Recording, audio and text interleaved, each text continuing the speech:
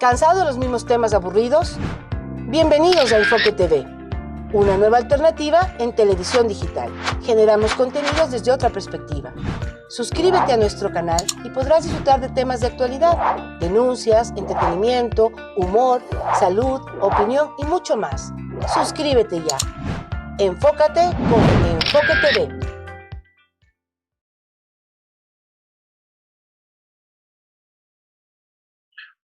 Muy buenas noches, estimados amigos. Estimado Mario, un gusto saludarte, un gusto a todos los internautas que nos están viendo la noche de hoy y que nos podrán ver mañana o cuando deseen. Pues realmente estamos ya prácticamente arrancados del proceso electoral. Obviamente sabemos que el periodo electoral inicia un año antes del día de las elecciones y hemos visto que teníamos hasta el momento 19 candidaturas presidenciales. Estamos esperando ver qué pasa con la Asamblea y precisamente para eso el día de hoy nos acompañará Néstor Marroquín, ex auditor electoral del CNE, ingeniero en sistemas, especialista en informática registral, ya nos comentará un poco cómo es esto, pero ha sido una persona que ha estado muy al día en los temas de control electoral y fue un actor importantísimo en la última campaña electoral presidencial cuando se trató los temas de el conteo de los votos. El tema de transparencia en el conteo de votos ha sido algo que históricamente ha generado cuestionamientos, no solo los últimos 14 años, sino creo que los últimos 40. Mario, un gusto saludarte también. Hola Rodrigo, ¿cómo estás? Hola a toda la audiencia de Enfoque TV. 6 meses al aire, estamos aquí para servirles y esperamos que nuestros comentarios les sean útiles para la semana que viene, sobre todo para el análisis de los temas que tenemos en carpeta Rodrigo y yo esta noche. Pues creo que uno de los primeros temas, y este año ha sido un año complejo, definitivamente. El año 2020 ha salido como un año de imprevisibilidades, todo ha sido sorpresivo. Sin embargo, creo que hay un tema que vale la pena ser mencionado. Yo quisiera que tú menciones las partes iniciales. Yo creo que hay un tema de corresponsabilidad, precisamente en este nuevo acuerdo con el Fondo Monetario Internacional. Personalmente lo veo muy positivo. Lo comentamos la semana pasada con Vicente Albornoz y no sé qué más nos puedes comentar ya que es oficial en este instante. ¿Cómo no, Rodrigo? Yo más que positivo lo veo necesario. O sea, porque cuando un país dice que ha sido positivo que le aprueben un crédito, es que el país en verdad tiene problemas. Esto lo venimos reconociendo desde hace varias semanas atrás contigo y efectivamente tenemos una cantidad de problemas económicos muy importantes. Lo relevante de este nuevo acuerdo es que es hecho para 2 años y medio, lo cual, Rodrigo, llegará al próximo presidente. Eso me sorprende bastante que el acuerdo le involucre al próximo presidente. Argentina en el año pasado no quiso involucrarse con el nuevo presidente, tal vez preveyendo que el nuevo presidente efectivamente iba a ser Fernández y Kirchner en Argentina. Y luego de eso ya pasamos a los números en sí mismo. Este año nos desembolsarán 4.000 millones, como todos sabemos, y en general, en conjunto, vendrán 6.500 millones, Rodrigo. La pregunta que te tengo ¿es suficiente esto? ¿Te parece suficiente? A ver, algún momento calificamos la situación del gasto corriente del gobierno nacional como un agujero negro, como esos agujeros negros del espacio que se tragan los planetas, las estrellas y las galaxias. Pues nunca nada será suficiente si no hay la corresponsabilidad del gobierno del otro lado. Aquí estamos hablando de 6.500 millones de dólares que serán desembolsados al Ecuador, pero esos 6.500 millones vienen a pagar atrasos, vienen a pagar un sinnúmero de temas pendientes y en principio se ha dicho que van a créditos para reactivación productiva. Pero hay que entender muy bien que los gobiernos no producen nada. Con todo respeto, los gobiernos no producen. Los gobiernos viven de la recaudación tributaria. Y de esa recaudación tributaria hagan sueldos, hacen inversiones, manejan el gasto electoral. Lamentablemente también hemos visto y hemos evidenciado que también se roba a través de procesos de corrupción. Pero entonces ahí viene el tema. Si los gobiernos no producen, sino los gobiernos recaudan, y no hay una decisión clara de destrabar la problemática para el sector productivo, y tenemos un sector productivo estancado por la pandemia, con un nivel de desempleo que según datos del INEC bordea sobre el 80%, pues en términos reales deberemos pensar seriamente en que para poder pagar esos créditos tenemos que destrabar la problemática privada, porque si no destrabamos al sector privado, lo que vamos a conseguir es tener un crédito para no poder ser pagado o que se frenen los desembolsos. Más bien, y esto lo dejo abierto para nuestro invitado, que dijiste de Argentina me dejó un poco inquieto. El fondo no quiso negociar con Argentina porque ya preveía quién podía ser el próximo gobierno. ¿Acaso el fondo ya está preveyendo quién puede ser el próximo gobierno cuando la incertidumbre de 19 candidaturas o precandidaturas está sobre el tapete? Ya se puede tener una certeza para un desembolso tan grande, histórico, con una posición electoral de ese tipo, me deja con un poco de incertidumbre realmente. Quedémonos con esa incertidumbre justamente para preguntarle a Néstor cuando se integre en unos minutos más. Pero volviendo a las cifras, lo que tú dices, Rodrigo, para simplemente aterrizar en cifras lo que tú dices, este año nos van a dar 4,000 millones de dólares. De los 4,000 millones de dólares, tenemos en pagos atrasados 3,600 millones de dólares. El gobierno ha ofrecido ponerse al día en sus pagos atrasados. Por lo tanto, en estos 4,000 millones sobran 400 millones. Eso es todo lo que sobra. De esos 400 millones, esperemos que por favor vayan a los créditos de reactivación, nuevamente, que tú los has nombrado y que son más que necesarios. Son más necesarios que pagar los 900 millones de dólares que pagamos mensualmente en sueldos y salarios.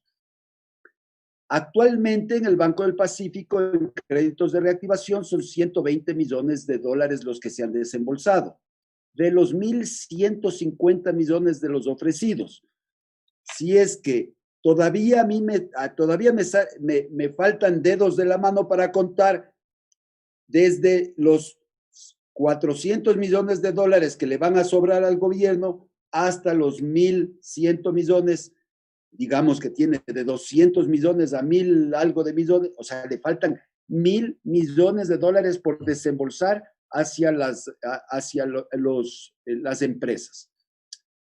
Esto, a decir del gobierno, le faltan empresas solventes. Por lo tanto, yo le doy la idea, y te doy la idea, Rodrigo, que les cuentes a tus amigos, que más bien ya no sean únicamente empresas que hayan facturado 2 millones de dólares, que es lo que está. Abramos un poquito más el abanico, que también las empresas que han facturado 3, 4, 5, 6 millones de dólares necesitan un poco de liquidez. Completamente de acuerdo. Yo creo que todavía estamos en un proceso muy inmaduro. Y para un proceso de confianza donde necesitas meter liquidez al mercado, tú has tenido dos sectores que han sido mencionados muchas veces: el sector de alimentos y el sector de medicamentos, medicinas, el sector farmacéutico, laboratorios. Han sido dos sectores absolutamente fundamentales en estos últimos meses. Y sin embargo, a esos dos sectores, técnicamente hablando, todavía no voy a topar el tema de los cuestionamientos éticos que hay. Se aprobó días atrás el Código Orgánico de la Salud, en donde precisamente genera una serie de incertidumbres y ambigüedades para el sector de alimentos, para toda la cadena agroalimentaria y para el sector de farmacéuticas. También he leído cuestionamientos porque parecía que es un código más que generador de confianza, un código generador de desconfianza y un código que debería tener algún tipo de correlación y homologación con respecto a la normativa internacional que está fundamentada en acuerdos internacionales ya suscritos. Chile hace poquito, Mercosur, Europa, CAN, y sin embargo sigue un código completamente desarticulado a la normativa interna y normativa externa. A eso se suman, como te digo, los cuestionamientos de alimentos y farmacéuticas. Los dos sectores que han sido los que más observados han sido esta pandemia. Y a eso se suma, para rematar, el tema ético-moral, que puede tener diferentes percepciones y opiniones. Está bien, las libertades, todo está. Pero la posición que se ha adoptado en ese aspecto llega a un nivel que cae ya en un ámbito político en que la vicepresidenta de la República dice que se sentiría muy incómoda si el presidente no veta el proyecto. Y ahí me pregunto, con un proyecto cuestionado por todos los sectores que está topando, e inclusive la parte ética, inclusive el tema de la posición de la vicepresidencia, estamos ya pensando en romper el récord mundial de los caminar a una quinta vicepresidencia en un periodo de 4 años. Realmente es de locos. En verdad, Rodrigo, la verdad es que el fondo del asunto que a mí, independiente de lo que yo piense, que a nadie le importa lo que yo piense, excepto en mi casa, es realmente la creencia de los ecuatorianos este código de la salud, el aborto por el aborto. Los ecuatorianos en general, ¿estamos de acuerdo de hacerlo de esta manera o un grupo pequeño, influyente, es el que más está de acuerdo en esto? Efectivamente, el tema de María Alejandra Muñoz es un tema preocupante. Y a eso le añades el tema de si fue positivo o no positivo la carta de Lazo con respecto a sus propios principios que los expresa como candidato. Yo creo que es eso, que la libertad de expresión sea respetada.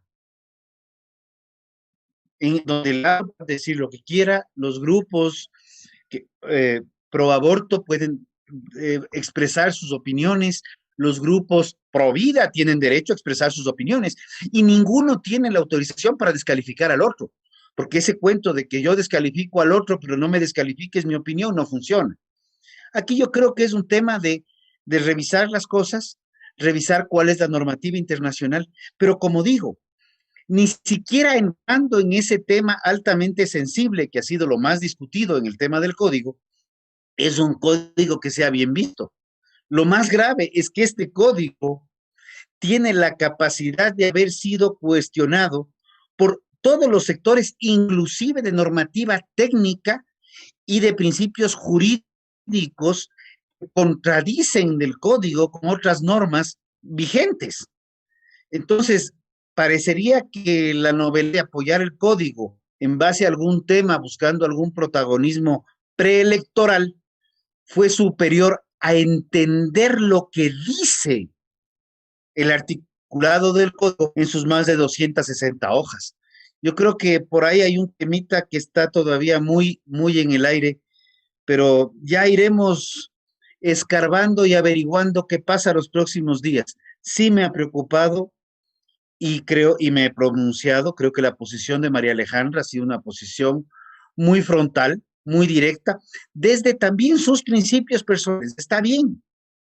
El tema es cómo esa posición de principios personales en la posición de la vicepresidencia de la República puede afectar otro tema adicional en la política Disney que estamos viviendo, porque la posición de Lazo es extremadamente respetable, pero él es un candidato. María Alejandra es una vicepresidenta en funciones. Es un tema Ahora, complejo, Rodrigo, definitivamente. yendo efectivamente a eso, te tengo un par de preguntas. O sea, la primera pregunta es, eh, ¿María Alejandra es del corte de ruptura o ruptura? ¿Qué pasó con María Alejandra? Porque yo honestamente no le conocía mucho a María Alejandra, pero cuando le nombraron, su aceptación fue desde una iglesia. Prácticamente muy recatada la señora, pero desde la iglesia. Ahora, el gobierno se va a tomar 30 días para esto. Ya anunció que por lo menos 30 días más tendremos vicepresidenta. Es del corte de ruptura, es del corte socialista, es del corte. ¿Cómo nombramos una vicepresidenta que no tenga ningún tipo de relación de fondo con los valores y principios del gobierno? Creo que voy a guardar esta inquietud para tratarla con Néstor y por una razón. Personalmente, y lo abro así, creo en las estructuras de los partidos políticos con ideología. Creo que los movimientos políticos luego de un tiempo deben crecer y evolucionar a ser partidos políticos. Lo he dicho varias ocasiones y salvo que esté equivocado, me parece que en el Código de la Democracia determina que movimiento es una declaración de principios, pero ya cuando tú creces, ya evolucionas al siguiente estado, ya los partidos políticos ya no son solo declaración de principios, sino tiene que haber una ideología clara. Y ese es otro tema que yo también lo he visto en esta estructura, no sé cómo calificar este proceso de campaña. Cuando vemos que realmente hay todos los colores y ninguno hace, bueno, muy pocos hacen match con el número al cual están representando. Entonces, es como que los partidos políticos y movimientos políticos han dejado estructuras ideológicas concretas, conformadas para buscar desarrollo con principios y se han convertido exclusivamente en colectivos electorales, en donde un actor político se sube al colectivo Colón Camal lista tanto o al condado Carcelén lista otro tanto. O sea, no podemos jugar con la política. Y yo personalmente, ya para dar el ingreso a Néstor y verlo, pues yo creo que la política es una de las actividades más nobles del ser humano, pero sí creo que estamos cayendo ya en que los políticos están casi en extinción, inclusive me atrevo a decir que los politiqueros están en peligro de extinción. Lo que tenemos ahorita es una cantidad impresionante de oportunistas que están viendo cómo llegan al poder sin importar más.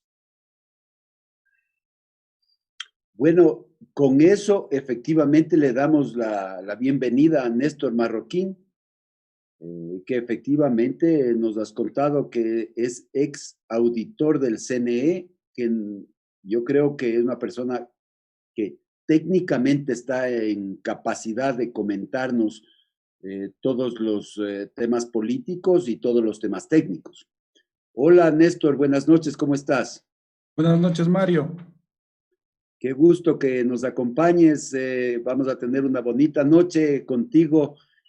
Esperamos que te saquemos toda la información para que nuestro público quede muy ilustrado y esperamos que nos des las seguridades de que no va a haber trampas en el CNE. Esperamos. ¿Van a haber trampas en el CNE este año? El próximo año, perdón. Buenas noches, Mario, Rodrigo.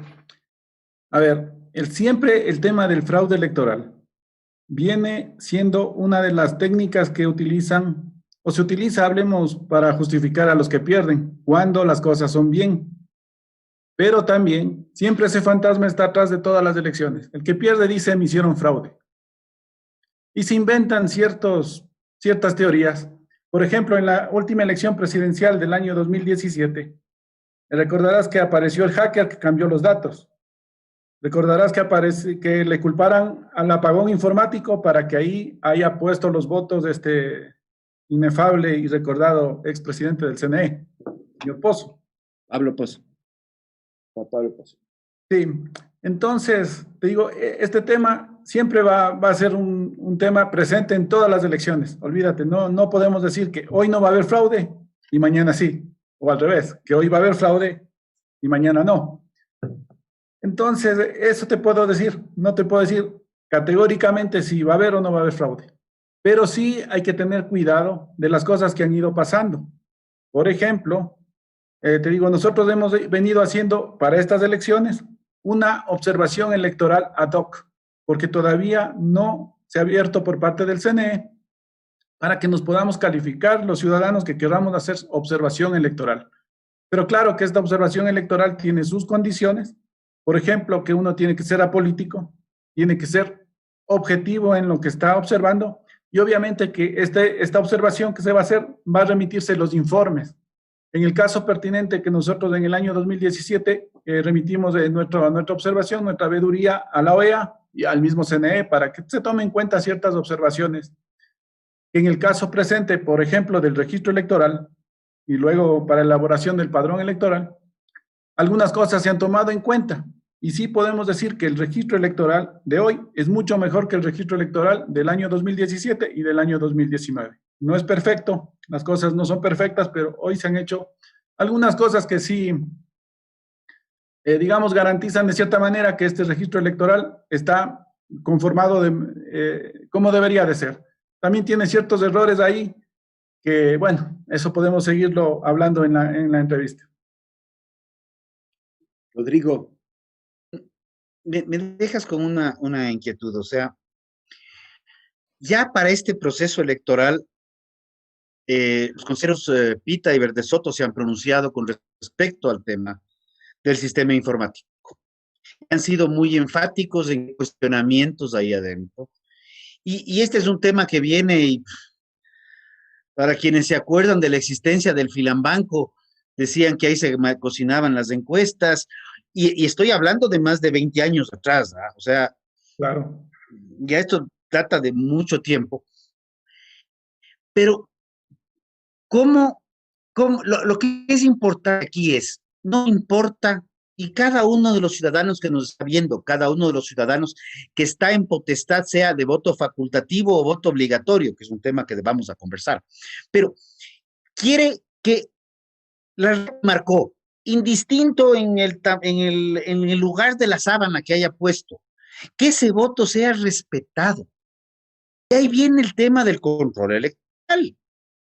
Y algo que yo en lo personal no acabo de entender es por qué los partidos políticos no hacen un trabajo conjunto de control electoral, si lo que hay que respetar es la idoneidad del voto y lo que el ciudadano votó.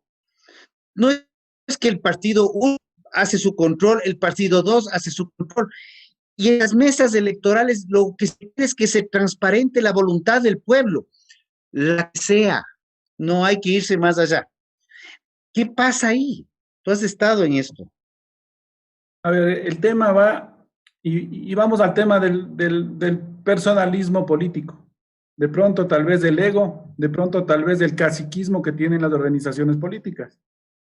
Que yo utilizo el fraude, entre comillas, para poder justificar mi fatal estrategia política, pero también puedo utilizar el fraude para beneficiarme. Entonces ahí puedes entender que la organización política pelea sus votos, pero no el de la organización contraria. Porque en teoría sus votos le haría llegar al poder, ¿no es cierto? Esa es una de las partes que en el año 2017 tampoco entendía. ¿Cómo es que al principio se unieron, entre comillas, para el tema de hacer este control electoral, esta observación, esta veeduría? las organizaciones políticas, y a la hora de la elección cada quien levantó su propio proceso de control electoral. Y ninguno de los procesos electorales que levantaron las organizaciones políticas pudo tener resultados para lo que fue creado. Recordemos el famoso control electoral del señor Lasso. A la hora del té no le dio resultados para poder impugnar entre comillas, el supuesto fraude que le hicieron. A ver, a mí me gustaría comenzar al revés, Néstor. A mí me gustaría comenzar diciéndote que nuestra historia y la historia de la humanidad ha estado plagada de fraudes electorales. O sea, ahora tú nos estás diciendo que tal vez el perdedor siempre va a gritar que hay fraude electoral, pero el que cuenta los votos pone el presidente, decía Stalin, o dicen que decía Stalin. Alfaro, por su parte, decía que no va a perder con papelitos lo que ganó con balas. Así es. Y las mañas variaban entre los requisitos, se hicieron constituciones para que gane el uno, leyes para que gane el otro.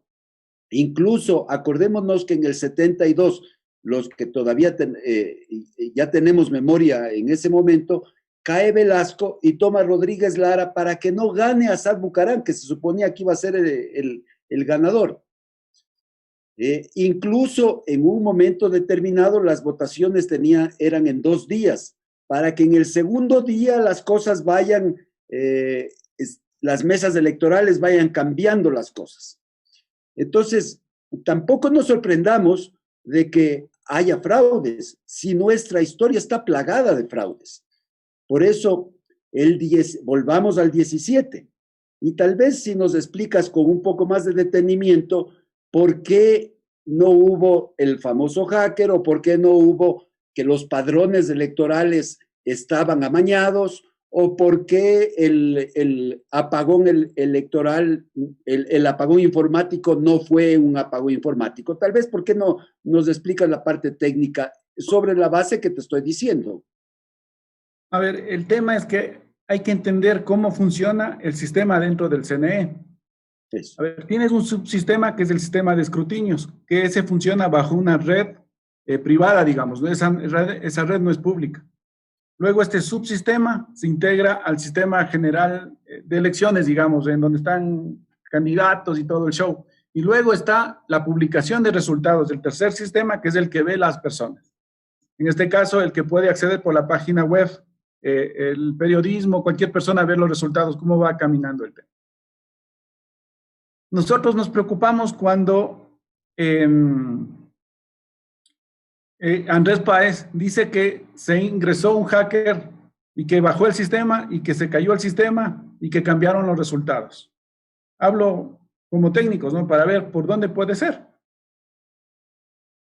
Luego aparecieron otras teorías ahí, que supuestamente este hacker introdujo un código en el sistema para cambiar los datos. Es decir, si es que el señor Lasso tenía el 51% versus 49% del señor Moreno, ese hacker cambió y puso al revés, en el lapso de los 20 minutos aproximados que duró el apagón informático. Mejor dicho, el apagón de la página web, no tanto el sistema de escrutinio siempre estuvo funcionando a nivel del conteo, hablemos, ¿no es cierto? Entonces, te digo, nos preocupamos de que en los 12 días, es decir, desde el día 2 de abril, que fue la segunda vuelta electoral, hasta el día 14 de abril, el 12 fue, digamos, el plazo para efectos de las impugnaciones, pero hablemos que hasta el 14 de abril, para poder hacer esta búsqueda del famoso cambio de datos y del famoso hacker y todas las teorías que se pusieron ahí para efectos de, entre comillas, hacer el fraude electoral. ¿Qué es lo que a la final concluimos en esta búsqueda? Primero, que no se pudo probar que la adulteración de actas no corresponda a los resultados de lo que está publicado en el sistema de escrutinios. Ojo lo que estoy diciendo, ¿no? Que no se pudo probar la adulteración de actas. Acuérdate que se hicieron como 5,000 actas de reconteo voto a voto aquí en el Coliseo, bueno, en el centro que se abrió para hacer... General Rumiñahui. Ya. Entonces, en este tema es que se cayó el control electoral de Guillermo Lasso, porque no pudo refutar una sola de las actas que diga que está mal lo que está publicado en el sistema electoral, o sea, el sistema de escrutinios de la página web del CNE, con lo que contienen las actas. Pero ya haciendo nosotros el análisis y posteriormente buscando las causas, realmente, entre comillas, el posible fraude que se puso a haber dado fue en la mesa, en donde falló los delegados de los partidos políticos para que puedan controlar que no se adulteren las actas. Entonces, aquí viene la teoría, ¿no es cierto? Y esto ya es con el análisis posterior de la data. Es extraño que, por ejemplo, en esa elección casi tiende a cero el voto blanco y el voto nulo se mantiene en un número relativamente alto, o sea, hablando al comparativo. Entonces, ¿qué es lo que se puede, digamos, hacer una hipótesis de fraude, ¿no? Que en las juntas electorales que son de la ruralidad, ahí se le anuló cierta cantidad de votos a la lista de Lazo, es decir, se le marcaba o se le anulaba el voto, y a los votos en blanco se los utilizaba también cierto número para favorecer a la lista que querían que se gane, pero eso fue en la mesa. Y esto es en contubernio con el Código de la Democracia, porque recordemos que el Código de la Democracia también habilita que el sistema no dé por falla el conteo de una mesa, de una junta electoral, si es que la diferencia es del 1% en el error. Ese 1% son 3 votos. Pero si tú multiplicas por 43,000 mesas, son 120,000 votos. Y eso ya, digamos que ya influye, ¿no es cierto? Y luego, cuando tú analizas los resultados finales, ves que en las juntas electorales rurales es donde gana la elección el señor Moreno, en función en detrimento de la candidatura de Guillermo Lasso. Entonces ahí, te digo, queda la hipótesis, pero nadie puede ahí poderlo certificar, decir, esto fue así. Entonces esto les deja como una especie de enseñanza a los partidos políticos y organizaciones políticas para estas elecciones, que no tienen que descuidarse de sus delegados en las juntas electorales. Y también fue esto porque nosotros, entre comillas, amenazamos al CNE diciéndole cómo vamos a hacer el control electoral. Y claro, se cuidaron de que no haya cómo probarles en el sistema informático que haya habido cambios de datos. Dos cosas puntuales, son 3. Este tema ya se lo trató y ya se consideró que habían inconsistencias. Aparecieron mucho tiempo después en la elección de la famosa consulta popular del año 2011. Ahí ya se habló muchísimo de que entre comillas, el fraude o el presunto, a ellos les encanta hablar de presunto, la palabra esta, el presunto fraude fue en mesa. Pero en lo personal sí hay algo que a mí me descuadró del proceso 2017. Hubieron varios días de incertidumbre entre el conteo de votos, que luego derivó casi 15 días más tarde en el conteo abierto, público, con las actas planchadas, como decían, en el INAHUI. Pero en la primera semana del conteo de votos, donde no se acababa de identificar quién ganaba entre lo que son presidente y vicepresidente, que es una papeleta relativamente sencilla. Sin embargo, sí se identificaron y sí se pronunció el CNE muchos días antes con respecto a asambleístas, cuando en ese momento, y eso es otro tema que tenemos que tratarlo, tú tenías el método de Webster para lo que eran nacionales y el método de Hunt para lo que eran provinciales. Y en ese caso, el conteo de votos de las sábanas, Webster más fácil, Hunt complicado porque es del unipersonal y todo el trámite. Quienes hemos hecho conteo de votos sabemos el trabajo que eso es. ¿Cómo es posible que se hayan podido tener resultados de asambleas y no de presidencia cuando el acta fácil es la de presidencia? A ver, ahí viene la respuesta y es un poco de lógica, ¿no es cierto? En la primera vuelta electoral que se define en el tema de los asambleístas, prácticamente nadie criticó el tema del conteo de votos, porque relativamente a las organizaciones políticas les satisfació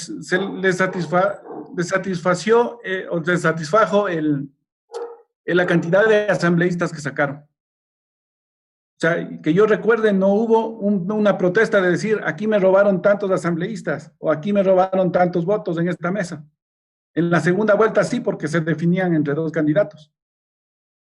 Y ahí sí había el cómo, entre comillas, argumentar al famoso fraude electoral, que es lo que estoy tratándoles de explicar, ¿no? Y que también ahora se dice que va a haber ya el fraude electoral, que el sistema ya está prehecho para hacer, hacer maravillas. Pero en este caso hay que ver qué dicen las organizaciones políticas. ¿Van a hacer control electoral? ¿Van a capacitar a sus delegados para que peleen los votos en la mesa? Porque una vez que ya el acta está firmada y el acta está santificada, eso es casi imposible que cambien esos resultados. Así es. En el año 2000, Néstor, por una razón muy específica, a la compañía que yo dirigía nos entregaron con reticencia los programas de computación del IES. Y digo con reticencia porque nos tiraban gases lacrimógenos en el momento que estábamos recibiendo adentro del aula. Ya. Entonces, hicimos el trabajo que teníamos que hacer y fuimos donde Alfredo Corral, que era Contralor General en ese momento, con el general Carlos Salazar Loza, a entregarle los dos del brazo los resultados que no eran lo que nos habían contratado, pero nuestros abogados nos decían, si es que ustedes no dicen lo que vieron, van a ser cómplices o encubridores de esto. Entonces, encontramos en los programas del IES un subprograma que se llamaba Rutina para Gerentes, que más o menos era alt del con el codo y la nariz, hacías un poco y te aparecía una pantalla en esos 390 que tenían en ese tiempo, y te aparecía una pantalla en donde te decía número de cédula. Tú ponías el número de cédula y cogimos 5 números de cédula. Había un muchacho de 25 años que ya tenía como 3 o 4 años de jubilación y que tenía los mayores aportes y que le daban. La pregunta es, ¿has entrado alguna vez a los programas del CNE y tú puedas verificar que no existe ninguna tara, por así decirlo, ningún imbalance, ningún C++ igual a C para que esto funcione o no funcione? Ok, a ver, entrar al código fuente desde el año 2012, recordarás que en esa época estaba el inefable Domingo Paredes Domingo Paredes, sí. ¿Sí? Se quiso y se intentó, pero negaron porque supuestamente la famosa, esta cuestión de propiedad intelectual, te dice que la empresa que desarrollaba el sistema para el conteo de votos, recuerdo en esa época creo que se llamaba eVote, la empresa que fue contratada para este show del tema de conteo de votos y todo eso. Entonces, negado. Con el señor Juan Pablo Pozo, también lo mismo. No ha habido cómo hacer el tema de entrar y hacer una auditoría. Aunque fuimos ex auditores calificados, hablemos para el año 2017, pero no se nos permitió revisar una sola línea de código. O sea, si es que vamos a hacer un proceso real de este tema. Pero para efectos prácticos y tranquilidad de esto, realmente el proceso eleccionario no es un proceso complicado, es un proceso de sumar votos. Y que tranquilamente tú puedes hacer en una hoja de Excel, teniendo obviamente los resultados y las fuentes de datos, tú puedes verificar que los resultados finales, es decir, los totales, correspondan al margen del sistema. Y es lo que hicimos nosotros en el 2017. Con la data de las actas de las juntas receptoras del voto, pusimos en un propio sistema los resultados y fuimos comparando a ver cómo iba, en este caso, a ver, resultado de junta electoral, resultado del recinto electoral, resultado de la parroquia, resultado del cantón, resultado de la provincia y finalmente el resultado nacional. En cada uno de estos hitos, si vamos a un tema de control, en cada hito fuimos verificando si los datos correspondían a lo que teníamos nosotros con nuestros datos indubitados, en este caso, las propias actas que pudimos capturar con nuestros delegados que pudieron hacerlo en ciertas juntas. En ese proceso tuvimos el acceso y los resultados de 8.624 juntas. Es casi el 22% del padrón electoral de aquella elección. Y estos 8.624 resultados, tuvimos un margen más o menos del 1% de errores en inconsistencias de actas, pero realmente no hubo cómo afirmar que hubo el famoso switch de datos, es decir, el cambio de resultados, y tampoco afirmar que el sistema haya sumado mal. Entonces, si bien es cierto, no pudimos o no tuvimos el acceso a ver las rutinas, pero si es que dos programas independientes, hablemos en el tema como auditor, ¿no es cierto? Yo tengo mi sistema de sumatoria y en el caso que fuera una contabilidad de ejemplo, ¿no es cierto? No me importa mucho lo que el contador de la empresa haya hecho, siempre y cuando los totales en mis libros corresponden a lo que yo he hecho como auditor independiente. Entonces, en el caso electoral, nosotros pudimos verificar que los resultados que estaban publicados no habían cambiado en función desde el origen, que es la data del acta de la Junta. Entonces, bien difícil que puedan sostener los conspiranoicos pensadores que hubo un hacker que entró al sistema y cambió los datos, o que hubo una rutina incrustada ahí, un programa subrepticio que vaya haciendo estos cambios, ¿no? Es decir, ahora pongamos de 2 votitos más acá, 3 votos, o le cambio 10, qué sé yo, eso no se pudo evidenciar. Y ese informe, y justamente de eso trata el control electoral, que nosotros podamos tener estos resultados antes de la elección, en el caso de hacer este tema de ver la validez del sistema electoral. La Contraloría lo critica y dice, por ejemplo, en la rutina de encerramiento de resultados, no hay cómo verificar, no hay cómo tener integridad en el sistema de datos. Pero sin embargo, si nosotros tenemos un sistema propio, hablo para hacer el control, y no nos debería de preocupar mucho este tema. Nos preocuparía es cuando los datos y la sumatoria final cambien los resultados, ahí sí, pero también tener el fundamento técnico para poderlos refutar. En este caso, nosotros tuvimos 8.624 actas de juntas electorales, como datos capturados por nuestra gente. Y no eran los datos de los partidos políticos y tampoco era el dato del CNE. Entonces ahí sí podemos tener la evidencia de que efectivamente no hubo las teorías que se lanzaron en su momento. La teoría que creo yo que pasó, si es que hubo fraude, es que en la mesa le jugaron los votos. En esta función de este margen que te digo, que el sistema, por mandato del mismo Código de la Democracia, permite que haya este margen de error. Y eso te permite jugar.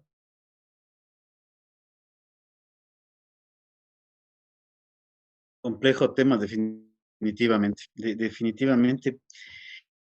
¿Y cómo ves los cuestionamientos de los dos consejeros al momento? ¿Tienen sustento lo que plantea Luis, lo que plantea Enrique Pita, Luis Verde Soto? A ver, del tema, por ejemplo, que se planteaba por el tema del COVID, o de la COVID, en este caso la pandemia, en cierta manera sí tiene fundamento el tema de proteger la salud de la ciudadanía, para el día de las elecciones no exponer, pero también en un documento que les hice llegar como una observación, una simple sugerencia, también les decía, está bien que estén preocupados del tema del día de las elecciones, pero también deben de preocuparse de los procesos de democracia interna, porque esos procesos, si es que digamos esto de la pandemia se complicaba, los procesos como estaban, por eso es que hubo la modificatoria del registro, como es del reglamento para lo que es democracia interna, hacía de que no se produzcan las elecciones a los movimientos, no había candidatos, consecuencia, no había elecciones. Entonces, en ese punto, sí. A mí me gustaría un poco volver al tema técnico realmente, que es el que más me deja dudas. Por la siguiente razón, Néstor, y te voy a recomendar una serie que se llama Narcos México. ¿Ya? En Narcos México, en un capítulo, no me acuerdo si es el quinto o sexto, pero el capítulo se llama Verdad y Reconciliación. Bueno, Narcos México se trata de la vida de este narcotraficante Félix Gallardo. Y al final es bastante de la vida real, pero es en parte un poco lo que yo te decía antes. No creo en teorías de conspiración, pero sí quisiera estar seguro de que me contestes, porque a este señor el PRI le contrata, el PRI en México le contrata para que le extorsione al sistema informático de conteo de datos de electoral en México. Y tuvieron dos rutinas. En 1988 tuvieron dos rutinas. Una rutina que contaba bien y la otra rutina que contaba mal. El efecto que querían lograr, y se lo ve en el capítulo muy bien contado, obviamente, una serie bien buena, es que si es que en el transcurso de la mañana los datos iban mermados, que no querían hacer trampa al final, lo único que querían es que durante la mañana Cuauhtémoc Cárdenas no tenga suficientes votos, porque si es que en la mañana no tiene suficientes votos, la gente, tú que has estado internamente metido, apenas comienzan el conteo, comienzan a decir no tiene suficientes votos, la gente no sale a votar. Entonces, al final iba por el impacto que tenía, la gente no iba a votar en la tarde por Cuauhtémoc Cárdenas porque ya pensaba que... Pero tenían dos rutinas. Es posible que existan dos rutinas, la una que cuente bien, que es la que tú haces en el conteo inicial y el conteo final, como dices los contadores, y la otra que tenga algún tilt, algún bug, por decirlo de esa manera. Dentro de las posibilidades, dentro del mundo de las posibilidades, todo es posible, ¿no es cierto? Otra cosa es ir y aterrizar en una realidad. A ver, si yo confío ciegamente en el tema del sistema del conteo del Consejo Electoral, más claro, si tuviera un nivel de credibilidad del CNE aceptable, no estaríamos discutiendo el tema del fraude, ni tampoco dudando de las cosas que están haciendo. Entonces, este tema de que hayan dos rutinas, una tercera, una cuarta, lo que sea, debe de evidenciarse es en el resultado final, que es lo que yo estoy diciendo. Si las organizaciones políticas, en el ejemplo que dices en el de México, capaz que no tuvieron acceso, y obviamente en esa época, hablemos de años 80, años 90, tampoco es que era abierto que tú podías entrar al tema electoral, hablemos a nivel de cómo cuentan las autoridades. Ahí viene el dicho que empezó esta tertulia, que quien da los resultados es el que cuenta, no tanto lo que pasaba en la realidad. Entonces, posiblemente puede haberse dado eso en esa época, pero hablemos al día de hoy. Si tienes tú la fuente de datos, que en este caso es el acta de la Junta Electoral, de la Junta Receptora del Voto, y tú con esos datos los transmites a tu propio sistema, estoy hablándote de un sistema de control electoral, te da la herramienta para que si eventualmente existe esta rutina puesta en el contador del Consejo Nacional Electoral, tú puedas reclamar y decir, mira, en esta junta me estás robando los datos. Mejor dicho, me estás robando los votos. Entonces, nos da esta posibilidad. Pero si la organización política se descuida y no tiene esta precaución, es lo que te digo, que a nivel de asambleístas aceptaron lo que dictaminó el señor Pozo en aquella elección del 2017, porque no hicieron el control electoral. Porque obviamente el sistema era tan complejo, 82,000 candidatos distribuidos para efectos de asambleas y todo eso. Olvídate, era imposible tener la cantidad de actas que se procesaron en esa, hablo como una organización política particular. En cambio, para la segunda vuelta era un poco mejor, porque solamente tenías que recopilar las actas de una elección, en este caso, que es la del presidente. Entonces, eso te digo, sí puede darse este tema, pero si nos dejaran, o si es que habría este espíritu de transparencia de las autoridades y nos digan, vean observadores, vean auditores, vean quién esté interesado, aquí está el código fuente del sistema y revisen. Y comparar que ese código fuente es el que produce digamos, el programa ejecutable, que es el que se ejecuta, bueno, digamos, el que corre el día de las elecciones. Y verificar eso. Si es que hubiera solo ese tema de transparencia, creo que habría una cierto grado de confianza en el Consejo Electoral. Pero mientras estén con estas políticas y ejemplo, y siempre nos quejamos, incluido, por ejemplo, el actual consejero José Cabrera, que nos hicieron firmar en esa época un convenio de confidencialidad en donde nos ponían digamos, una cinta en la boca a los auditores, que si descubríamos cualquier cosa, cualquier situación, no podíamos decir nada a la opinión pública, sino al Consejo Electoral y a ver si es que ahí hacían alguna situación de rectificación o qué sé yo. Pero si es que se nos ocurría decir algo a nivel personal, digamos, ¿no es cierto? Y decirlo a la opinión pública, simplemente juicio penal y a la cárcel.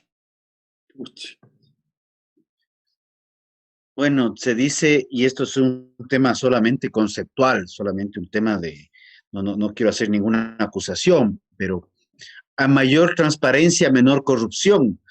Pero si tenemos problemas de transparencia, mejor no voy a sacar conclusiones. Pero dándole la vuelta un poco al tema y ya viendo que ya hay algunas inquietudes con respecto al CNE, hace poco hubo un cambio en el Código de la Democracia en donde uno de los principales temas, que tal vez es el menos discutido, es que cambió la forma de conteo de votos y la forma de asignación de escaños. No el conteo, sino la forma de asignación. Nosotros teníamos dos métodos. En presidencia es facilito. Cuentas el que tiene rayita, se acabó.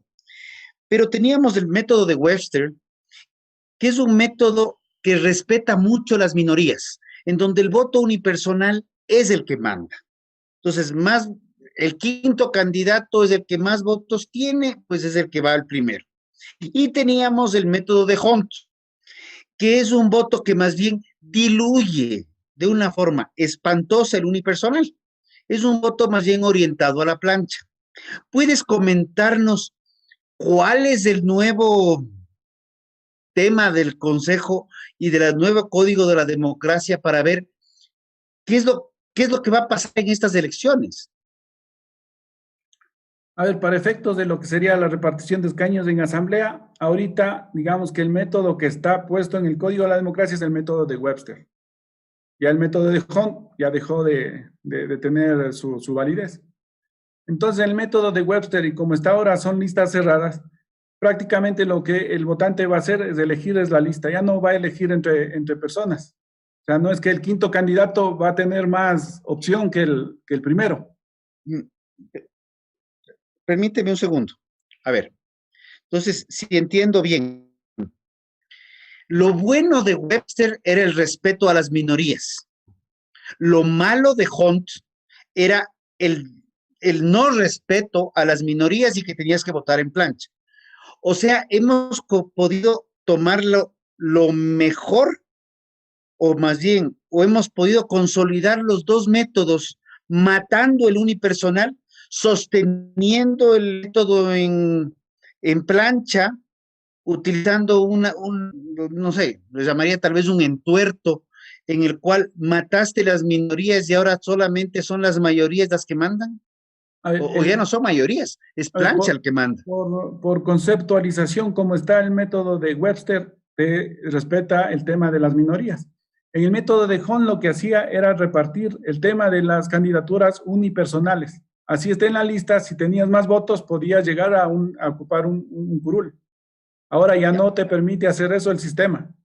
Ahora es el primer candidato el que tiene, digamos, la totalidad de los votos. El que está segundo se divide para un tercio, el que está tercero se divide para un quinto y así. O sea, son coeficientes impares los que va dividiendo. Bueno, y luego se reparten los escaños en función de los resultados de esto, ¿no es cierto? Pero cuando tú dices Webster cerrado, estás hablando de una especie, y si lo entiendo bien, estás hablando que vamos a coger Webster, vamos a respetar los votos, pero es voto plancha. ya no es voto unipersonal. Así es, ahora es el voto por la lista. Cogimos lo peor del uno, lo peor del otro y reformamos el código. Bueno, Perdón que sea muy crudo, yo no... Sí, sí. O sea, el tema es, pienso yo que de alguna manera se facilita para efectos de hacer el conteo de votos, se facilita para efectos de que, acuérdate, en las elecciones anteriores había en el contencioso electoral y los candidatos perdedores o las listas ponían los recursos en el contencioso electoral, así sea el candidato único. Y este tema del conteo se hacía eterno y no había resultados. Acuérdate lo que ya pasó. Entonces, de alguna manera, esto simplifica el sistema del escrutinio y también reparte de mejor manera, entre comillas, te digo, o sea, que se respeta la minoría también con el método de Webster, no así con el método de Hunt. No, Hunt unipersonal diluye el voto en el tercio, el quinto, el séptimo, o sea, estoy de acuerdo. Pero realmente matamos el tema de las minorías cuando ya no puedes utilizar un Webster unipersonal. Claro, pero en minorías entendiéndose como candidatura de persona, ¿no? No hablando, sí, no hablando como minoría de tendencia política. O sea, hablemos por la lista, por lo que está peleando. Bueno, entonces, ahí el tema de tendencia política le dejaría a un lado y dejaría partido o movimiento político. Sí, bueno, Yo creo que la tendencia es más ideológica y es a lo que buena falta nos hace. Bueno, hablemos de listas de candidatos. Sí, o sea, sí. Te entiendo perfectamente. Entonces, sí, o sea, en las elecciones que vamos a ir en estas elecciones va a ser lista cerrada, no va a haber la opción de marcar por efectos prácticos del candidato de tu simpatía. De lo que entiendo, en la papeleta va a estar la lista y solo las fotos de los primeros candidatos y el resto solo el listado de los nombres de los que completan la lista. A mí me gustaría conversar acerca de los padrones electorales y te escuché, puede ser que no haya entendido bien, que actualmente son mejores que los del 17. Padrones electorales también nacen de la base de datos de la base de datos del CNE. Y obviamente esos padrones electorales a veces pueden tener influencia entre el señor mayorcito que viene a votar y dice, yo quiero saber si ya votó mi mujer. Le dice, sí, ya votó su mujer. Entonces le dice, ¿y puedo verle? Véale en la casa. No, si murió hace 5 años, pero todas las elecciones viene a votar. ¿Qué tanto influye esta depuración que hemos hecho? A ver, para el año, te hago un poquito de historia. Para la consulta popular del año 2009, ya se alertó al CNE que habían personas que podían votar más de una vez, por efectos de que tenían 2 o más números de cédula asignados al mismo nombre. Había personas que tenían 2, 3, 4, 5, hasta el caso increíble de una persona que tenía 13 cédulas. O sea, 1 y 3, no, 13 cédulas. O sea, el tipo podía ir y votar 13 veces. Entonces, una pequeña... O sea, me parece que en el año 2008, 2007, se denunció justamente una cedulación en la frontera norte, que se emitían cédulas... Ya, todo solamente para dejar en la memoria recordatoria. Sí. Simplemente te digo, es porque en esa época se pudo hacer este primer intento de depuración, digamos, del registro electoral y se detectaron estas inconsistencias, estas anomalías. La histórica que ha sido el tema de los fallecidos, ¿no? Que constan en el registro electoral. Y también el tema de los interdictos. Interdictos, entiéndase como personas que están con una pena en cumplimiento, es decir, están encarcelados y ellos no pueden tener, en este caso por mandato legal, no gozan del derecho a elegir ni a ser elegidos. Tienen la pérdida de los derechos políticos. Entonces, en estos 3 universos de personas que no deberían de estar en un registro electoral, puedo darte fe de que este registro electoral, no digo que es perfecto, pero sí el número de fallecidos ha sido disminuido. El número de personas ya no existe, prácticamente ya no existen personas que tienen 2 o más números de cédula.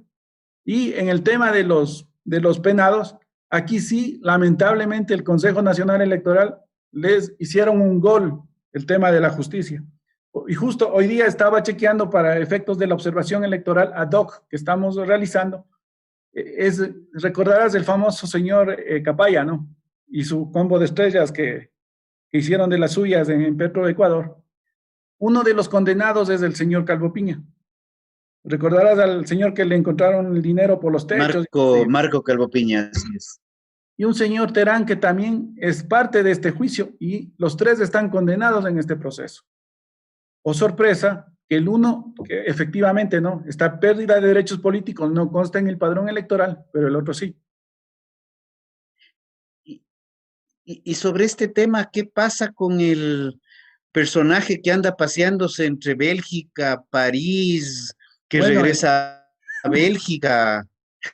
Y se queda en París porque no puede venir al Ecuador a candidatizarse. Estamos hablando del mismo personaje, ¿no? No sé dónde estará, le perdí la posta y prefiero no saber tampoco. Pero a ver, el tema es que ese ciudadano todavía no tiene una sentencia en firme.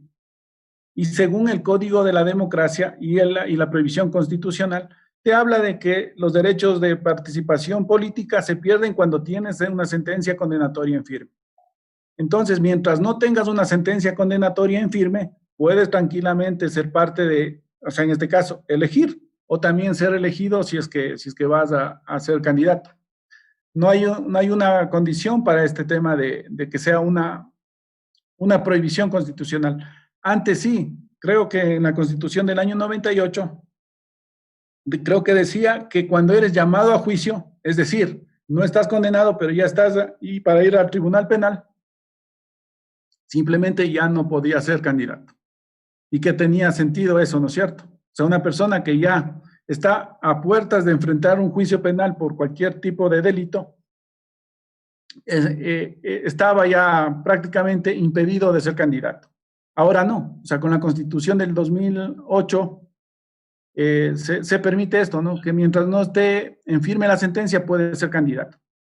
Lo que te estaba poniendo el ejemplo de estos 2 ciudadanos, que el tema es que su sentencia está en firme, los ciudadanos están presos, pero el error en el registro electoral es que el uno consta para ser elegido y por consecuencia podría ser candidato, el otro no, porque ese sí está prohibido el derecho político. Entonces, de estos, ¿cuántos se le habrá pasado al CNE por parte del error de verificar este tema del Consejo de la Judicatura, ¿no? O sea, de decirle al Consejo de la Judicatura, tengo ejemplo, tengo 30,000 personas en condena en firme, estas 30,000 personas no pueden participar de derechos políticos. No sé si estoy claro en la explicación. Sí, por supuesto. Hace algunos años, recuerdo, en una parroquia de Pichincha, una parroquia de Quito, realmente no tengo claro cómo estaba el proceso inicial, pero un personaje lanzó su candidatura desde la cárcel y de hecho fue presidente de la Junta Parroquial por 4 años. O sea, cosas y casos podemos encontrar a veces. ¿Qué podría pasar si es que el fantasma del que hablamos, que vive en Bélgica, viene y se inscribe el día lunes a la vicepresidencia, ¿no? ¿Tiene hasta el día lunes o ya pasó el tiempo? No, el día lunes es el plazo que tienen para venir y de forma personalísima, y no sé de dónde sacaron esa palabra, pero está en el Código de la Democracia, tienen los candidatos que aceptar su candidatura. Tal vez quedaron rezagos de la época de la dictadura militar cuando el presidente se lo calificaba de excelentísimo. Épocas de dictadura se inventan palabras de ese tipo. Claro, excelentísimo y generalísimo. Y también el reverendísimo, acordaste de la parte eclesiástica, ¿no? Reverendísimo padre. Yo tengo la idea, Néstor, y es mi idea nada más, y probablemente de otro grupo de personas, que en Venezuela sí se fríe granizo adentro del CNE. Entonces, cuando dicen, me parece que fue el 2017, que Tizibay Lucena está aterrizando en el Ecuador, prácticamente se apagó el CNE y comienza a funcionar otro CNE en ese momento. ¿Cuál es la influencia venezolana en nuestro CNE dentro de la parte técnica y de la parte política? A ver, la influencia venezolana, digamos que pudo existir en la época de Juan Pablo Pozo, porque quisieron ya implementar el tema del famoso voto electrónico. Y eran estas maquinitas que eran traídos del, entre comillas, a préstamo desde el gobierno hermano de Venezuela, ¿no? Para hacer las elecciones. Entonces, ¿qué es lo que pasa ahí? Que cuando tú sustituyes la parte humana en el proceso eleccionario, es decir, pones una urna electrónica y la urna electrónica es la que, entre comillas, capta el voto del ciudadano, pero no existe una constancia física de que la persona fue. O sea, una máquina no te va a decir tal persona es, en este caso, digamos, Néstor, es Néstor, ¿no? Sino que podía poner en un padrón electoral e ir girando los mismos 500 candidatos en todas las juntas electorales para que voten por mí. Y efectivamente decía, según el sistema, que votaron tantos ciudadanos, pero no eran ellos. No sé si me hago entender. Sí, claro. Ya, entonces ahí sí puedes tener el riesgo de este tema, de que en el sistema puedes cambiar los resultados, porque no hay una constancia, no hay un acta, no hay gente que dé fe de este tema. A diferencia de que en nuestro sistema electoral todavía existen los delegados en las juntas electorales, que son, entre comillas, ciudadanos voluntarios que van a ser autoridades electorales en ese día. Y también los delegados políticos y los ciudadanos en sí que vamos a las urnas a votar. Entonces podemos dar fe de que por lo menos estamos parados en la fila y que las personas asistieron. Estoy poniendo el tema de lo que es el encontrar estos backdoors, qué sé yo, pues el sistema que pueda manipular los resultados. Entonces, esa influencia de pronto solo queda en la retórica política. Es decir, los que dicen que el sistema del gobierno de los famosos socialistas del siglo XXI, por un poco atacar la política de ellos, ¿no? No estoy hablando en el tema electoral de que sea así, que tenga una influencia real acá en el Ecuador. Solo te estoy ejemplificando por qué no. Porque aquí, mal o bien todavía, el proceso manual está en las juntas electorales, o sea, en las juntas receptoras de voto. No hay un sistema automático para esto. Dos preguntas rápidas. Voto voluntario, voto facultativo, voto voluntario, voto obligatorio, fondo de promoción electoral. A ver, esta es una discusión bastante interesante. Y para irte respondiendo, el tema es del voto voluntario, voto obligatorio. Eso se puede aplicar, hablemos en el tema de evolucionar en el grado de la cultura electoral que tiene el país. Es decir, si los ciudadanos fueran conscientes de lo que se hace, fueran conscientes de lo que están eligiendo o lo que estamos eligiendo nosotros en cada elección, podríamos hablar de que puede funcionar un voto facultativo, un voto voluntario.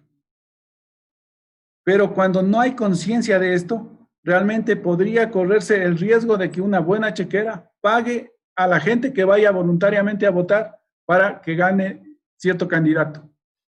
Entonces, más o menos ese es el tema de que puedas evitar este cacicazgo, digamos, de las personas que pueden tener esa capacidad económica de comprar los votos para que vaya la gente.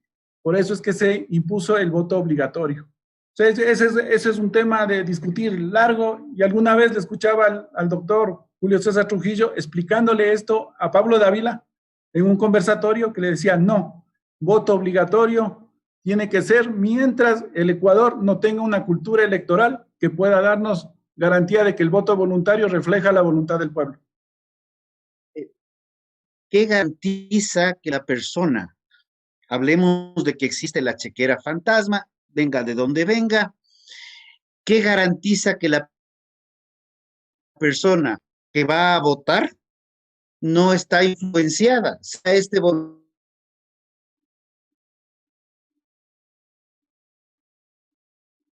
¿Aló? Creo que se nos congeló, voluntario Rodrigo. votar la raya es la misma.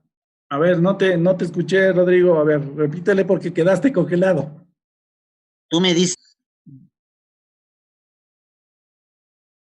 a ver, el voto obligatorio tiene que darse porque con eso evitamos que una chequera, venga de donde venga, pública o privada, presione a la gente para que vote por un determinado candidato. ¿Qué garantiza que en el voto obligatorio la chequera no influencie el voto de igual manera? A ver, el tema va en la parte, te digo, de cultura electoral. A ver, si yo votante soy consciente, ojo en lo que estoy diciendo, el votante tenga la conciencia de lo que va a hacer. Es decir, que el rato que tú tienes esa conciencia, no te puedes influenciar a que me compren el voto, ya sea con un bono del gobierno o que el día de vaya y diga voto por tal candidato y salgo después diciendo, señor, yo voté, aquí está la prueba y me da mi dinero porque vendí mi voto. Entonces, es la parte de valores y de integridad que tiene que tener la sociedad. Hablemos, el valor de la honestidad, decir, yo voy a votar. Y, por ejemplo, también ponernos, si vamos a esto, y discutía el tema del secreto del voto, es decir, que este principio constitucional, el voto tiene que ser secreto, quiere decir que yo como ciudadano también tengo que respetar ese secreto. No podría decir que yo voté por A o B, y después salir a decir a los 8 vientos o a los 4 vientos voté por A o por B, ¿no es cierto? Se supone que eso es secreto y que no debería de revelarlo. Estoy poniendo el tema medio utópico, medio... Entonces, ahí sí, te digo, el rato que la cultura electoral del pueblo tenga este nivel de conciencia, simplemente ahí sí funciona el tema del voto voluntario. Y también, pues, podríamos poner el tema de la compra de votos, o sea, hablemos de los bonos, la asistencia social, ¿para qué se crean? Para crear a estos caudillos, a estos populistas, de que dice la persona, estoy recibiendo esto y qué buena gente que ha sido y tome mi voto el día de las elecciones. Que puedes correr el mismo riesgo, sea voluntario o sea voto obligatorio, ¿no es cierto? Exactamente. Exactamente. Y si no, y ahí viene la otra preocupación, y voy a utilizar tus palabras, tú dices el voto consciente. Si tenemos un voto no tan consciente, ¿qué garantiza que el mejor candidato es el que llega cuando tú tienes, y ya cuando hablamos de cifras, solamente un 35% de la población dice que iría a votar porque quiere votar? Un 65% va a votar porque tiene que sacar este papelito requisito que le cobran multa. Entonces, si el 65% va a votar con chequera, sin chequera, con bono, sin bono, y vota por lo que le cantó mejor el canto de sirena, y además que repiensa el voto en papeleta, ¿cómo tenemos una democracia cuando decimos que el voto es un derecho, pero es un derecho obligado? Los derechos no deberían ser obligados, deberían ser derechos simplemente. Claro, bueno, el tema son las reglas del sistema democrático, ¿no? Y simplemente recoger lo que te está diciendo.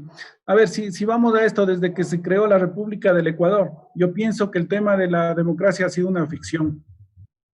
Independientemente de cómo le veas. Ha sido el arreglo de unos 4 o 5 grupos de poder en el país que han ido alternándose el mandato elección tras elección.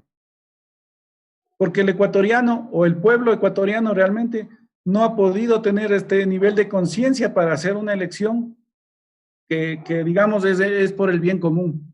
Porque siempre hemos querido nosotros tener de alguna manera votar para yo tener algún beneficio. No pensar que el beneficio tiene que ser para todos. No sé si es que esté un poco elucubrando en una utopía, pero hacia allá debería de migrar la conciencia democrática del país. Es decir, yo tengo que votar por el beneficio de que nos beneficie a todos los ecuatorianos y no solamente a mí, porque tal vez votando por ese candidato voy a tener un empleo. Puede darse, ¿no es cierto?, una forma de influir en la votación.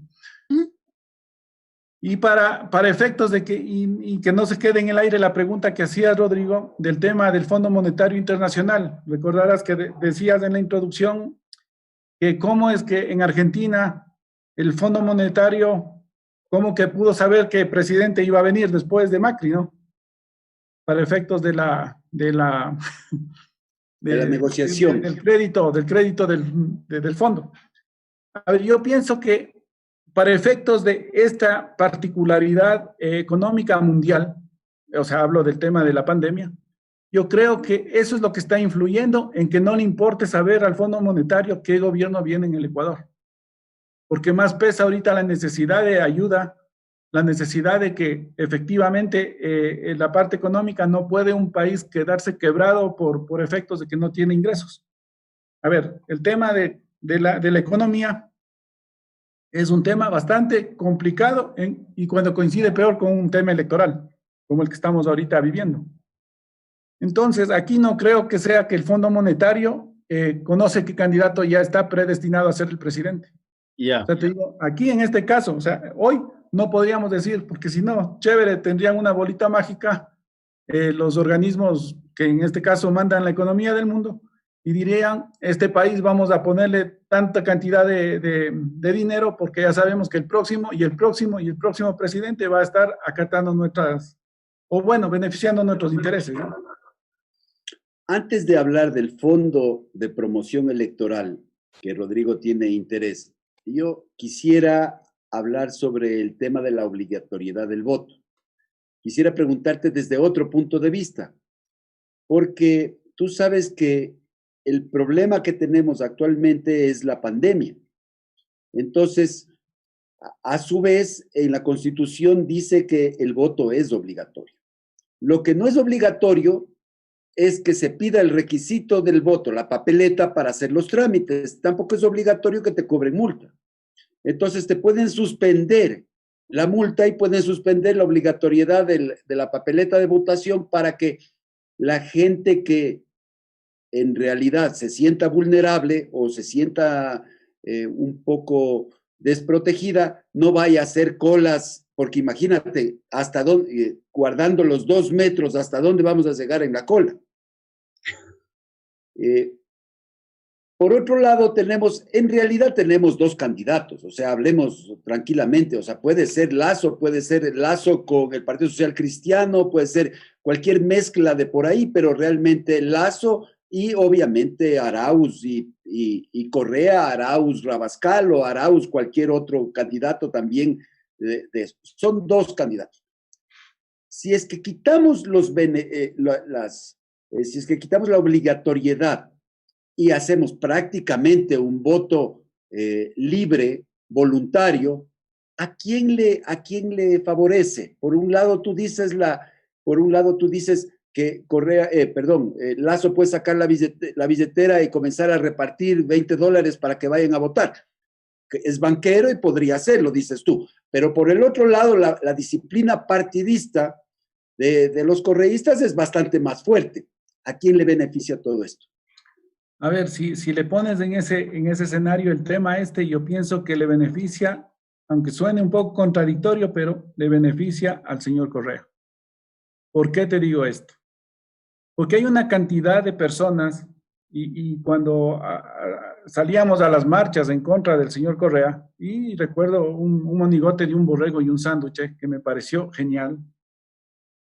Entonces, ese premio, esta gente que espera recibir el bono. Recordarás que hubo en su momento de esplendor del correísmo, creo que llegó a 1.700.000 personas que beneficiaba el bono de la pobreza. Y es 1.700.000 personas que extrañan a su amo, pues, a su líder, su redentor. Entonces, si tienes ya 1.700.000 votos de entrada, se le hace muy complicado, inclusive a la gran chequera, equiparar así le pongas 10 $10. Si le pones $10 por 1.700.000 personas, ya tienes que tener facilito 17 millones de dólares. O sea si ponemos en esa hipótesis del voto voluntario, entonces sí, pones voto voluntario y yo pienso que sí irían tranquilamente, sin temor a dudas, unos 6 millones de personas a votar por el señor. Entonces sí es interesante analizar ese tema.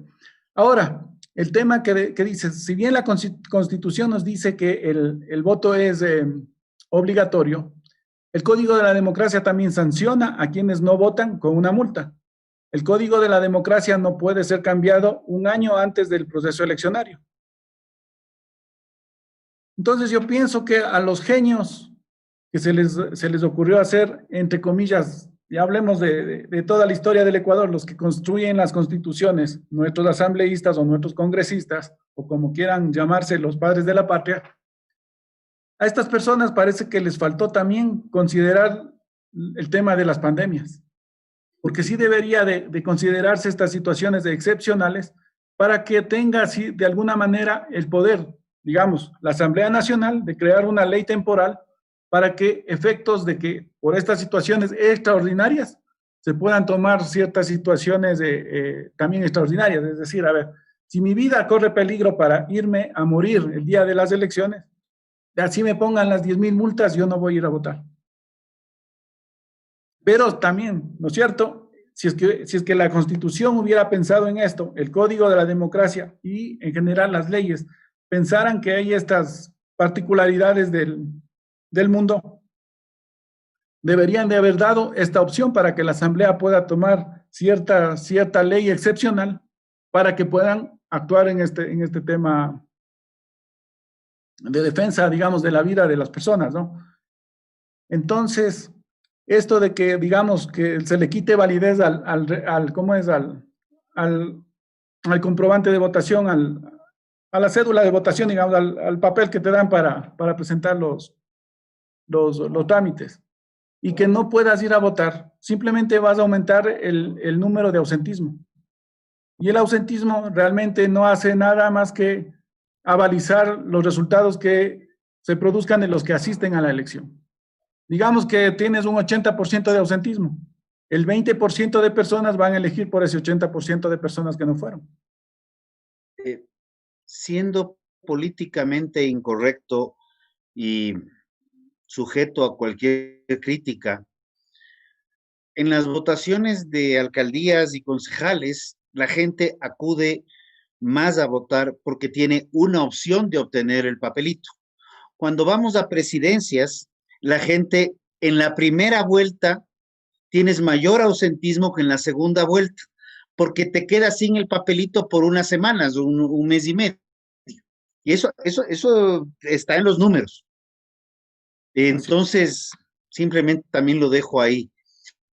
Pero, ¿qué pasa? ¿Cuál es tu opinión con respecto al Fondo de Promoción Electoral? Porque al final del día, ese fondo se alimenta de nuestros impuestos. O sea, el Fondo de Promoción Electoral fue creado para efectos de democratizar la campaña electoral. Es decir, que no haya estas diferencias entre el poder económico del grupo que patrocine una candidatura versus las minorías, entre comillas, ¿no es cierto? Las minorías pobres que no tienen cómo tener dinero para una candidatura que le haga calor a la otra. Entonces fue creado con ese espíritu el tema del fondo electoral. Pero realmente esto en lo que se ha transformado es en una opción de hacer cierto negocio para los candidatos. Y suena feo de pronto y bueno, aquí estamos poniendo el pecho a las balas a todas las críticas que nos puede venir de lo que voy a decir yo.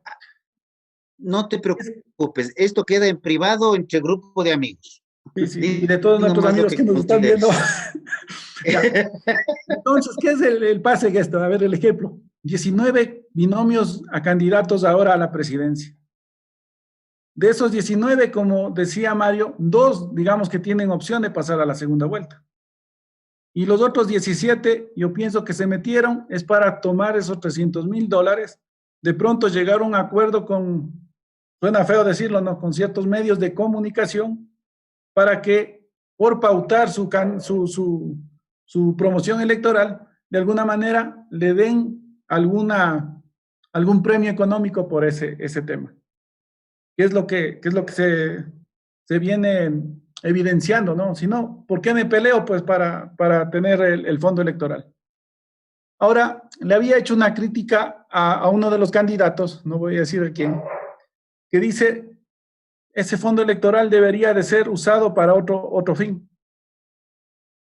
Simplemente como que no piensa bien en el marco que están las reglas de la elección.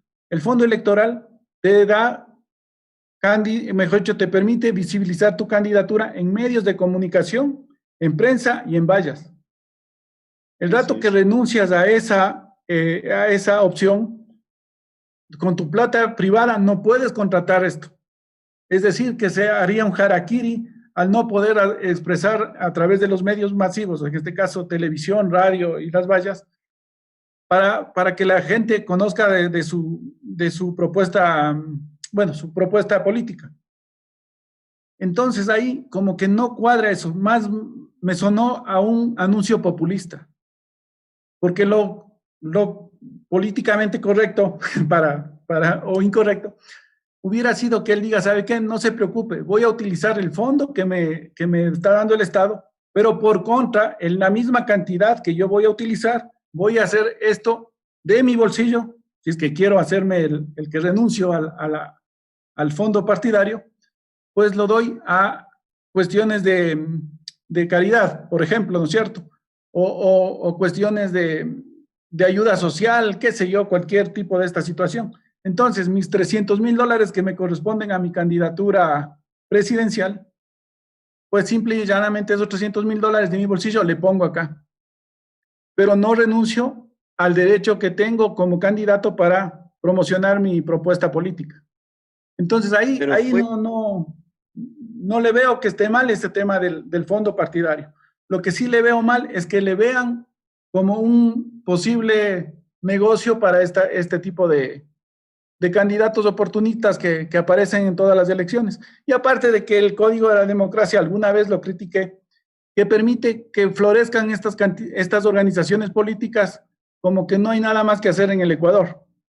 Tenemos casi 300 organizaciones políticas que en su nivel, hablemos que tienes hasta organización política a nivel parroquial, según el Código de la Democracia, que te permite poner candidatos a cualquier dignidad de elección popular. Entonces, alguna vez yo decía que está bien de pronto ese espíritu de democratizar la opción, pero sí debería de haber una especie de carrera política que la organización creada, ejemplo, tenga que caminar en alianza con algunas otras organizaciones, un plazo, digamos, 6 años, por ponerle el ejemplo. Entonces, 6 años tendría que haber hecho democracia interna con su alianza, en 6 años caminar en las elecciones y sacar los porcentajes de representantes de esta alianza en el poder. O sea, hablemos, asambleístas, alcaldes, concejales o presidentes. Y recién ahí poder poner sus propios candidatos en la lista, una vez que, digamos, maduró políticamente la organización.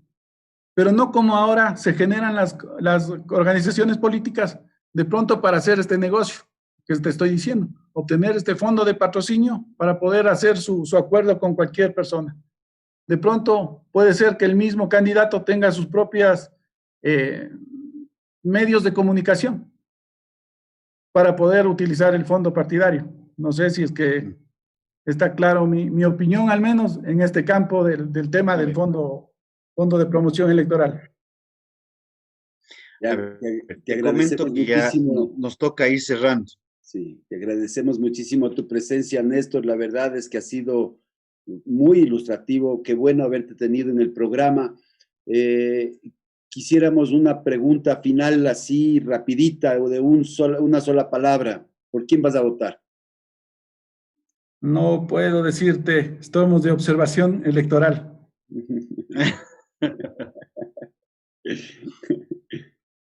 Bueno, yo sí personalmente sí creo que el fondo de promoción electoral debe ser eliminado.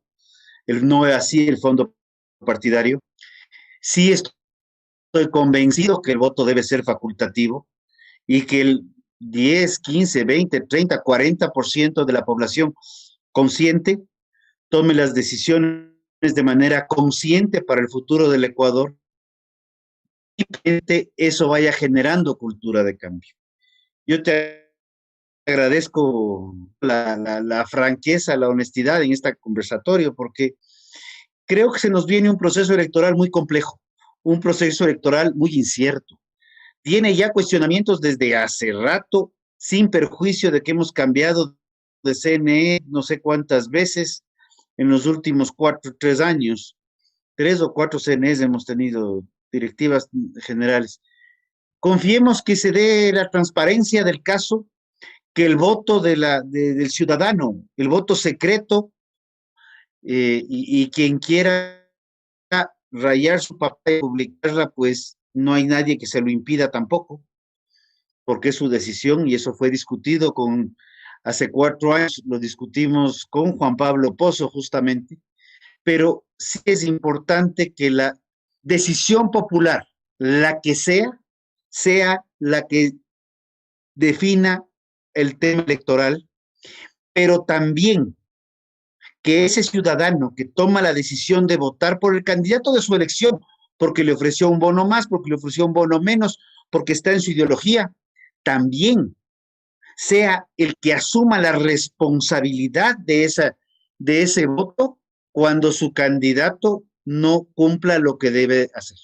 De mi parte, Néstor, te agradezco infinito. No sé si tienes algo de despedida. Igual, Mario, yo en lo personal les agradezco profundamente a todos los que han tenido el gusto y la paciencia de escucharnos, pues y en lo personal ya me despido. Bueno, simplemente agradecerles, Mario, Rodrigo, la oportunidad que me han brindado a través de Enfoque TV para poder expresar lo que a veces pensamos los técnicos, un poco desapasionados del tema político y tratar de ser lo más objetivos posibles. Sabes que ser imparcial totalmente o 100% imparcial es imposible. En todo caso, un llamado a la ciudadanía, y como Rodrigo, yo plenamente coincido con el tema de que la cultura electoral del Ecuador tiene que subir o ascender al nivel del voto consciente. El llamado a que la gente, por su convicción y no por el interés propio, sino la convicción del bien común, es el que tendría que ser el que nos haga elegir al mejor candidato para que el país tenga los mejores dirigentes, en este caso presidente, en este caso asambleístas. Caso contrario, seguiremos repitiendo la triste historia de elegir, y bien me recuerdo un meme que salen todos los payasos ahí y ven que son los asambleístas actuales, ¿no? Los que van a la elección. No digo que los payasos que están, perdón, que los asambleístas actuales sean payasos, ¿no? Sino que es la triste historia que nos ha venido viendo faranduleros, gente que, o sea, sí, sin ser discriminatorio, ¿no? Pero zapatero a sus zapatos. Si es que me preparé para operar, en el caso de un médico, imposible que yo me vaya a hacer, en este caso, armar un motor de un cohete, por ponerle el ejemplo. No está en el expertise de la persona. Entonces, de igual manera, quienes pretenden, o algún rato por la opción política, dirigir en este caso, los hilos de la asamblea, pues debe de ser gente que conozca de leyes. La asamblea hace leyes. Y también gente que conozca de procesos de fiscalización, que sean auditores, que sean personal experto en este tipo de cosas. Y otro de los temas, ¿no?, que un poco yo discuto y critico, es el tema de que, si bien es cierto, necesitamos un nivel de preparación, pero muchas veces el que no es honesto puede tener los 16 PhDs o los honoris causas o todo lo que quiera, que todo ese conocimiento lo enfoca a hacer corrupción.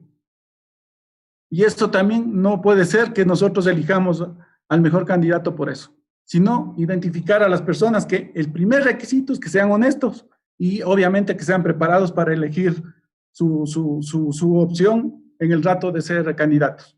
Obviamente, si soy honesto, yo mismo me voy a criticar y voy a decir, no estoy capacitado para ser asambleísta, gracias, declino mi candidatura. o no estoy capacitado para ser presidente. Gracias, declino mi candidatura, haciendo ver que el principio de la honestidad es el que manda en mi forma de ser. Caso contrario, creo que vamos a seguir esto y de pronto llegará el año 2100 y seguiremos, bueno, no creo que lleva tanto tiempo, pero seguiremos con el mismo cuento de ver esos fracasos electorales. Muchas gracias. Estamos para servirles en cualquier otra duda que tengan o cualquier cosa y espero después de las elecciones poder volver a discutir los resultados y ver cómo nos fue, si hubo el fraude o no hubo fraude. Buenas noches. Néstor, Rodrigo, buenas noches. Al principio de la noche te pregunté si puede haber trampa.